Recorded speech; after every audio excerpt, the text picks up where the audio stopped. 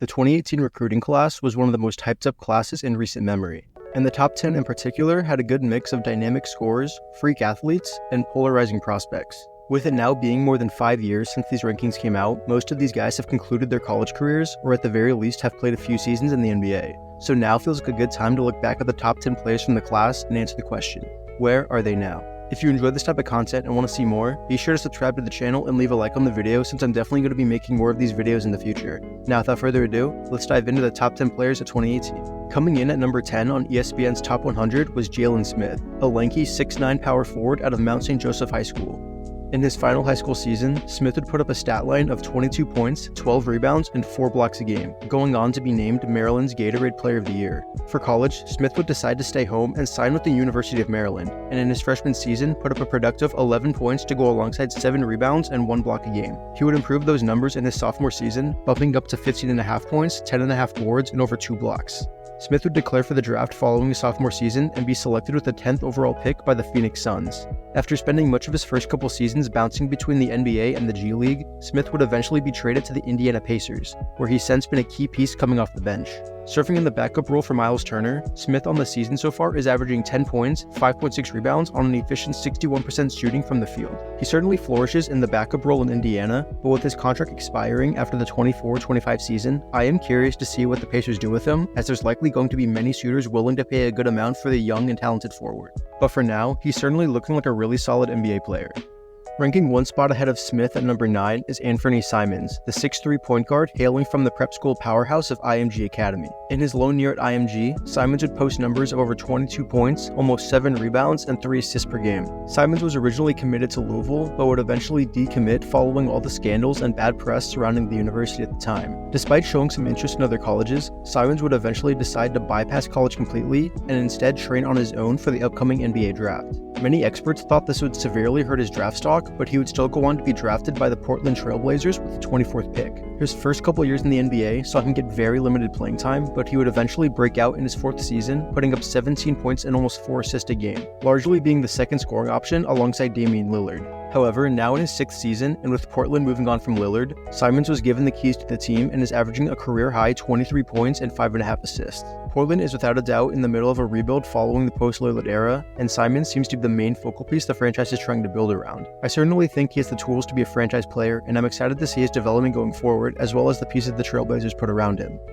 Moving on to number 8, we have the 6'4" shooting guard out of Woodlands College Park, Quentin Grimes. In his senior year, Grimes proved to be a well-rounded player, averaging almost 30 points, 8 rebounds, 5 assists, and almost 2 steals. He'd wind up signing with Kansas, and in his freshman season would struggle quite a bit, averaging only 8 points on really inefficient shooting splits. Following his freshman season at Kansas, Grimes transferred to Houston, where he'd perform much better his sophomore year, and in his junior year would put up an impressive 17 points and almost 6 rebounds a game. Grimes would go on to declare for the draft, being selected 25th overall by the Clippers before being immediately traded to the New York Knicks. After an uneventful rookie year, Grimes would show some promise in his 2nd season, averaging 11 points on pretty decent shooting. Unfortunately, this trend wouldn't continue, as his 3rd season so far has seen a drop-off in both minutes and production. The Knicks would eventually ship him out to the Pistons, where he struggled to stay healthy, and even in the games he has played, he hasn't looked too good. I don't think it's quite time to fully give up on Grimes since he did flash so much potential his 2nd season, but his career does seem to be trending in the downward direction. Hopefully he can get healthy soon and get the opportunity to prove himself as a quality NBA player.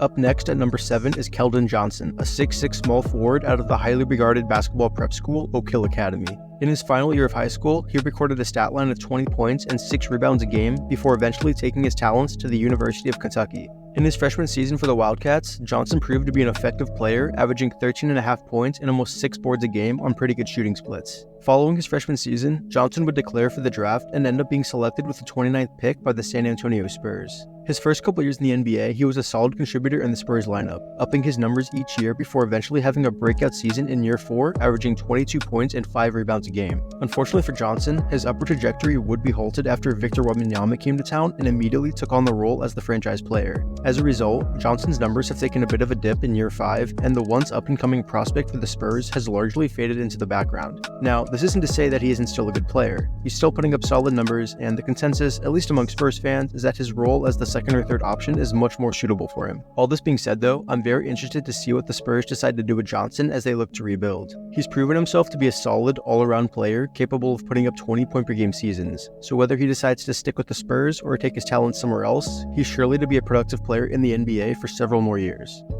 Coming in at number 6 is the 6'7" small forward out of Orlando Christian Prep, Nasir Little. He'd averaged 20 points and 9 rebounds his senior season, leading his squad to back-to-back state titles. He'd wind up playing his college ball at North Carolina, where he'd go on to have a relatively underwhelming but still solid freshman season, putting up just under 10 points and 4 rebounds a game. After declaring for the draft following his freshman season, Little would be selected with the 25th pick by the Portland Trail Blazers, teaming up with previously discussed Anthony Simons. His 4 seasons in Portland were mostly uneventful, serving mainly as a depth piece, and outside of the 2021 season where he averaged around 10 points and 5 boards, he wasn't really much of a contributor. Now, to the surprise of many, he actually did get a 4-year, $28 million contract from the Suns, a move which many viewed as questionable and a huge overpay, but the Suns were willing to gamble on his physical tools and potential. The critics in this case would wind up getting the last laugh, as Little has averaged just a measly 3.6 points and 2 rebounds a game his first year at the Suns. Despite his struggles, Little is still very young with a lot of physical tools, so he definitely has the potential to turn his career around, but he certainly is running out of time to do so.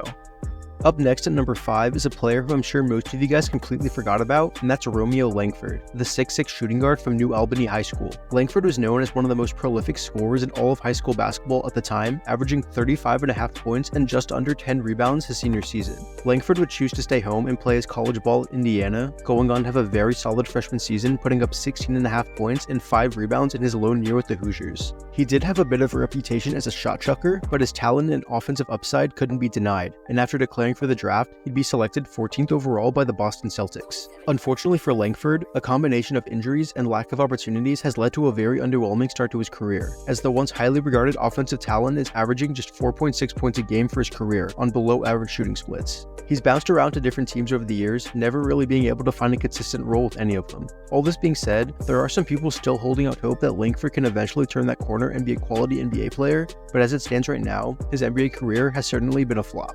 At number 4, we've got Bol Bol, the 7'2" center out of Finlay Prep and son of former NBA player Manu Bol. In his final year for Finlay Prep, Bol Bol would average a solid 20 points, 8 rebounds, and over 2 blocks a game. Following his high school career, Bol Bol would go on to play for Oregon, where he'd unfortunately have his season cut short after just 9 games due to injury. In the 9 games he did play though, he performed at an elite level, putting up 21 points to go along with almost 10 rebounds and 3 blocks a game. Bol Bol would wind up declaring for the draft after his freshman season, and NBA scouts weren't really sure what to make of him. He was productive at the college level, but his sample size was very small, to go along with questions of how his skinny frame would hold up at the professional level, and he'd already shown his potential durability concerns. A combination of all these uncertainties would cause him to fall in the draft, but he'd eventually be selected with the 44th pick by the Heat and immediately traded to the Denver Nuggets. Now I know there are some diehard Bol Bol truthers out there that are dead set in their beliefs that Bol Bol is a future all-star and just needs to be given a fair opportunity, and he's certainly shown flashes of being that caliber of player, but looking at things realistically, he's been very injury prone and just hasn't really produced in the time he does play. But in terms of being an all-star or anything more, I just wouldn't bet on that happening.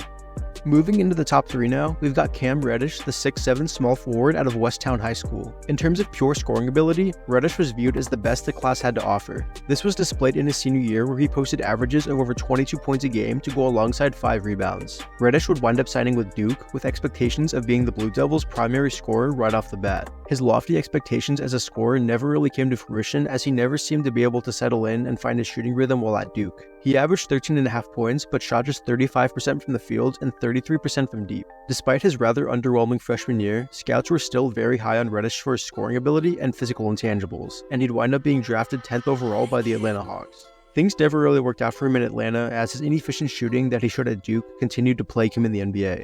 And his poor shooting followed him after his trade to the Knicks, the Trailblazers, and now currently with the Lakers. For a guy that was supposed to be a prolific scorer, shooting 40% from the field and 32% from 3 simply isn't going to get it done. And the fact that he doesn't rebound well and only averages barely 1 assist per game really doesn't help his case either. If he can somehow find a way to improve his efficiency, then maybe he can still salvage his career, but as of now, he's certainly looking like a first-round NBA bust.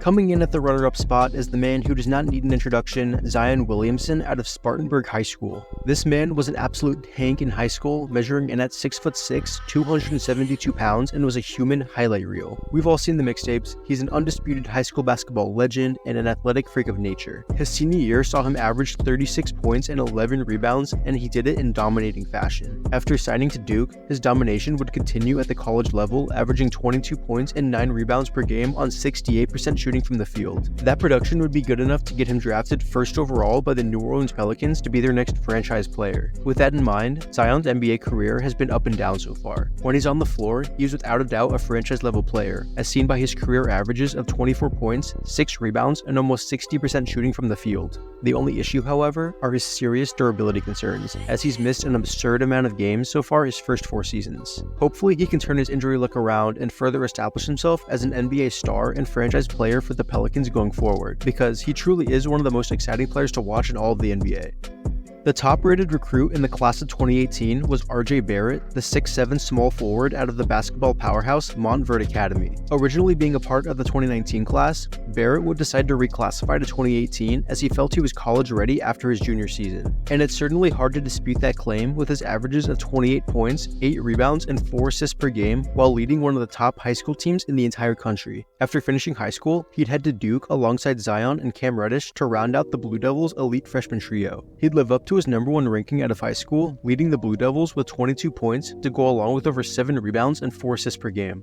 After declaring for the draft, Barrett would be selected 3rd overall by the Knicks, where he was expected to be a central piece in the team's future. His time in New York, however, was a bit disappointing, as he was never quite able to develop into the star many thought he would be. He wasn't a bad player by any means. He was certainly productive, even putting up a 20-point per game season at one point. However, his shooting just never really quite developed as well as the Knicks hoped, and it also just became clear over time that Barrett wasn't really a good fit in the Knicks' slower-paced offense. As such, after 4 seasons in New York, Barrett would be traded to the Toronto Raptors, which seems to be a much better fit for him as shown by his improved shooting numbers. I'm very excited to see his development with the Raptors, and I think he has the potential to blossom into an all-star caliber player in the near future. So there you have it, the top 10 players in the class of 2018 and how their basketball careers have turned out thus far. There's definitely an interesting mix of guys that have lived up to their top 10 ranking and those that have failed to live up to expectations. It's always so interesting to see how these rankings play out years after the fact, and this 2018 class was no exception. As always, if you enjoyed the video, be sure to leave a like and subscribe to the channel for more sports content. This is Heat Check Productions signing off. I hope you have a great rest of your day. I'm out.